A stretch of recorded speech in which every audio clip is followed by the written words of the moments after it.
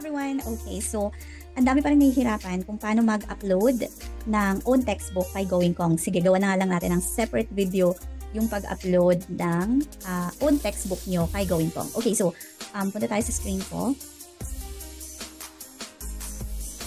Okay, so ito yung Going Kong screen ko. Punta kayo dito sa may, ayan ko ha. Ayan, dito sa taas, makikita niyo itong create textbook. Itong textbook, dito nyo makikita yung lahat ng list ng mga books na nasa Going Kong. Okay, buksan muna natin to.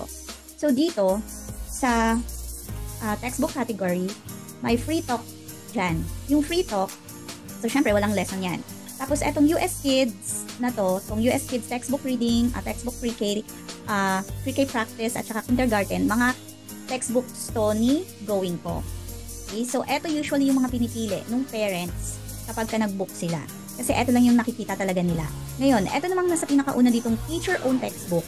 Ito yung mga textbook na in-upload ng lahat ng teachers sa Going Kong. So, makikita nyo dito lahat-lahat ng books na in-upload ng teachers. Ngayon, dito nyo makikita yun sa may textbook subcategory.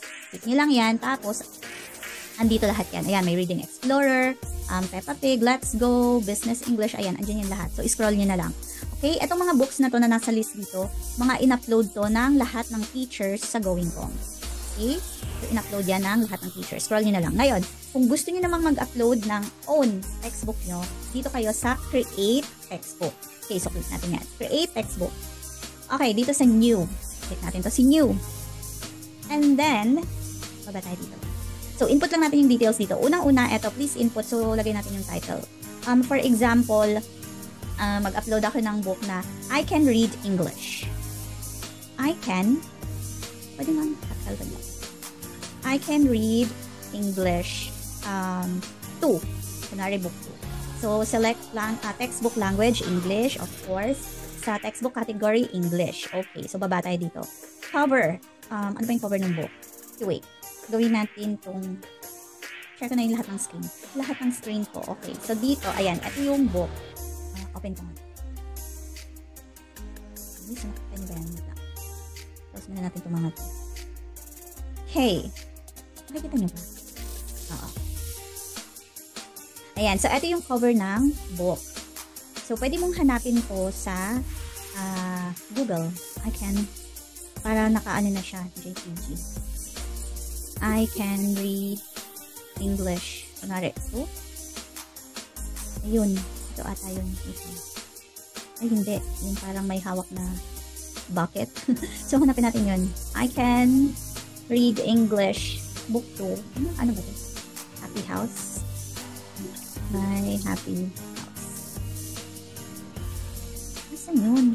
Ba't wala? Ito. Ayan. So, maghanap lang kayo ng picture sa Google nung book. Okay, then right-click, save image as, save ko na siya dito sa downloads. Ayan. Okay, so nakasave na siya. Balik tayo doon. Okay, Going Kong. Ayan. So, dito tayo sa book cover. Sobrang laki naman. Napaka-OA. Dito natin. Okay, upload. So, punta tayo dun sa dinownload ko. Ito siya. I Can Read English. So, ito yung book cover. Ayan. Nakalagay dito, upload success. Okay na yan. Ibig sabihin, proof. So, baba tayo. PDF. Ngayon, ito na yung pinaka-book. Kailangan nang i-upload nyo lang is less than 5 MB yung file ng book. Usually, yung mga books ay mabibigat talaga yan. Yung mga PDF file. Kagaya nito. Ito ay saan yung file size nito?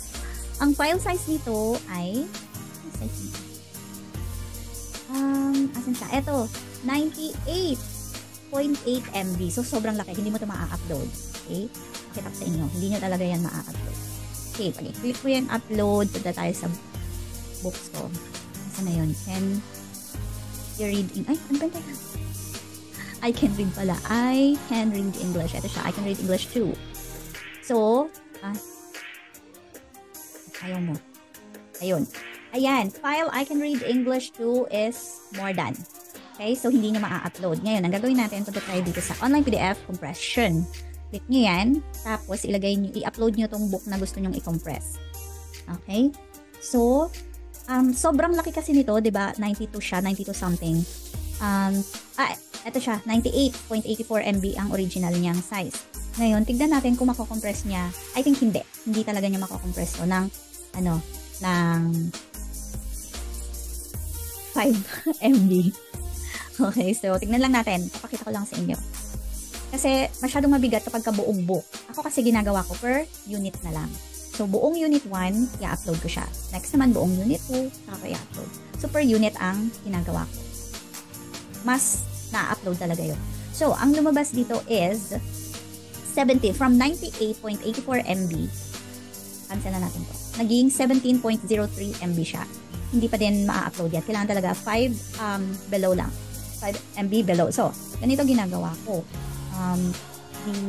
Inopen ko na yung book. Ito siya. Nasa ano to? Nasa, ang tawag nito? Microsoft Edge. So, sa Microsoft Edge, pwede nyong i-print. Click nyo tong print. Okay? Or Control P. Yan. Control P sa keyboard nyo. Or, dito sa taas, makikita nyo tong print na to. Click nyan. Ay, wait lang. Check muna natin kung hanggang ilang page yung Unit 1. So, ang Unit 1 ay hanggang Unit na ba ito? Ayan.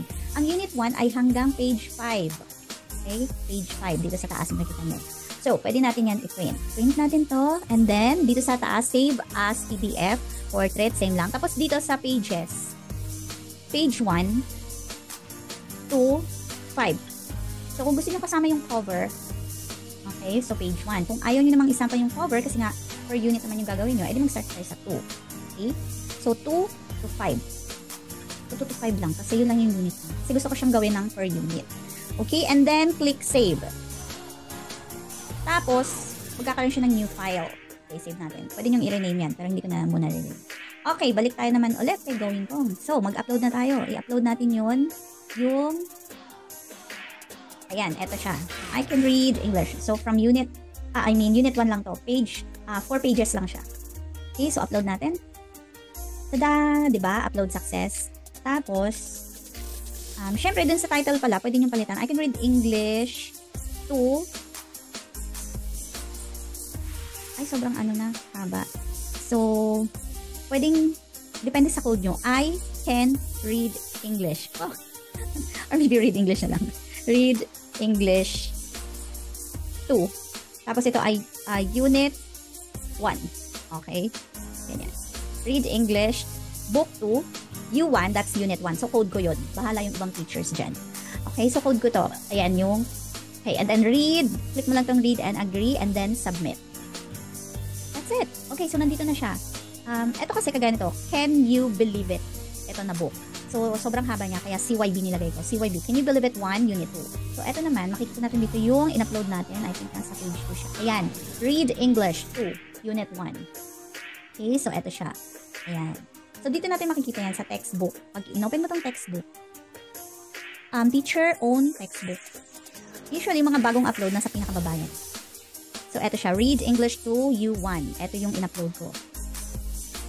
There. So, ito na yung lalabas sa, ni student, sa screen, pag nag-klase kayo. Ayan. So, ayan na yung book. Na-upload na. Ganun lang.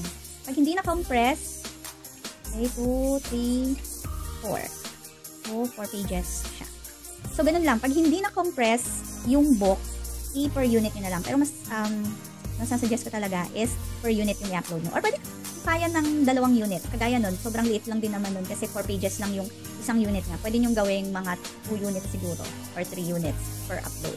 So, ganun lang kadali. Okay, so ganun lang. Ulitin nyo na lang yung video. Pause nyo kung hindi nyo masyadong naintindihan yung pag-print ko kanina. Okay?